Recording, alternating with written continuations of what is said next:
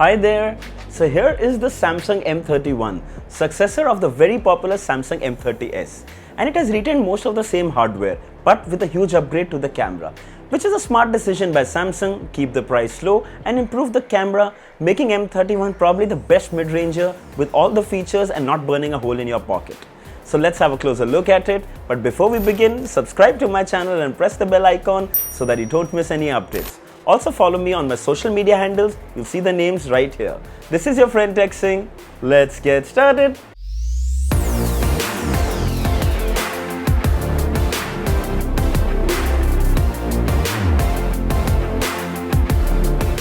Let's have a physical overview. The M31 has a 6.4-inch AMOLED display with a resolution of 2400 by 1080 pixels. On the top of the display, behind the notch, is a 16-megapixel selfie camera with an aperture of f2.0. The back is made of soft plastic. It has a capacitive fingerprint scanner and a quad camera setup with flash. There's a 5-megapixel depth sensor, 5-megapixel macro lens, 64-megapixel primary camera and 8-megapixel ultra-wide. The M30s had a 48-megapixel camera and no macro lens, so this is the biggest upgrade to the M31. On the right, you have a volume rocker and the power button. On the left, you have the SIM card slot and a SIM card tray that can house 2 nano SIM cards and a dedicated micro SD card slot. Below, you have the 3.5 headphone jack, USB charging port, speaker and microphone. Let's have a quick look at the specifications. Exynos 9611 CPU, Mali G72 GPU, AMOLED display, 6GB RAM with 128GB storage, quad camera setup, 6000 mAh battery and 15-watt fast charging with the charger provided in the box. Once the setup is complete, the first thing you see is the super vibrant AMOLED display. It's running the Samsung One UI skin over Android. Overall, the interface is very smooth and responsive. Almost all Google apps come pre-installed. Opening closing apps is quick and snappy. There are some unwanted apps that you can delete very easily. Pull down the notification bar so you can see the quick toggles. You can turn on the always on display mode so it shows time and notifications without waking the display. Since this is an AMOLED display, battery consumption for always on mode is almost negligible. Dolby Atmos support is also available, but it will work only when earphones are plugged in. Unfortunately, they haven't provided any inside the box, so you'll have to use your own. Dark mode is also another good power saver. It turns all the native apps to dark, which reduces eye strain and saves battery. Going into the settings, and we can see the M31 is running the Android 10 OS.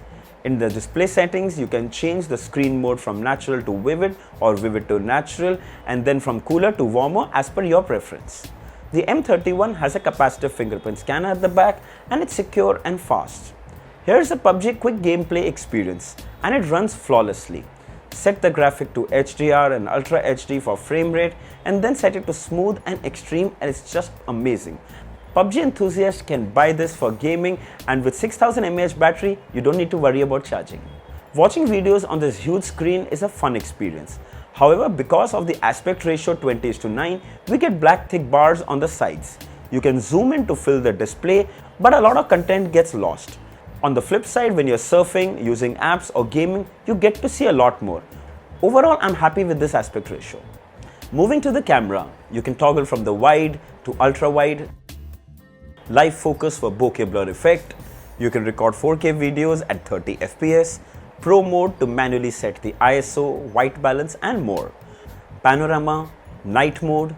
Night mode on the M31 is supposedly very nice. We shall check it out later.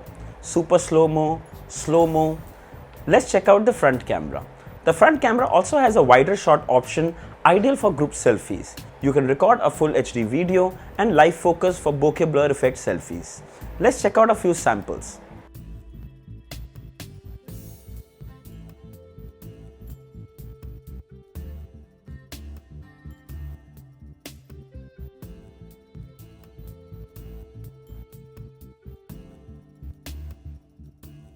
That's a 5-megapixel macro image and that's unbelievable.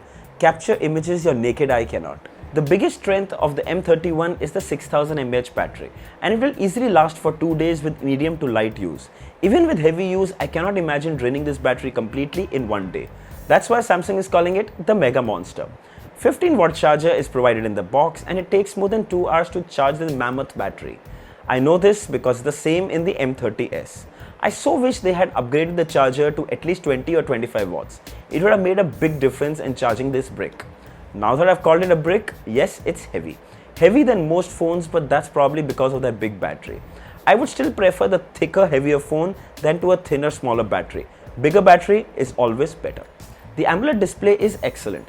Unfortunately, just like the M30s, no under-the-display fingerprint scanner, and that's probably to cut cost. I've said this before, I always prefer the capacitive fingerprint scanner as they are faster than any in-display scanner so far. The performance of the Exynos 9611 is impressive. It breezes smoothly through multitasking and apps. Games like PUBG play at high graphic with no lag. Coming to the camera, the primary camera is now a 64 megapixel and the new macro lens to get those super close shots. Samsung cameras have always been decent and the M31 doesn't disappoint. In fact, it's above average. The M31 is available only in one variant with 6GB RAM and 128GB storage. It will be selling for $15,999 and it will be going on sale on 25th of February at 1 PM. If you are a Samsung lover, need an amazing camera, a huge battery, then the M31 is ideal. I'll leave the links below in the description. If you like to buy one, do check it out. Do write down in the comments if there are any questions regarding the Samsung M31. I'll be happy to help. Don't forget to like, share and subscribe. Until next time, cheers.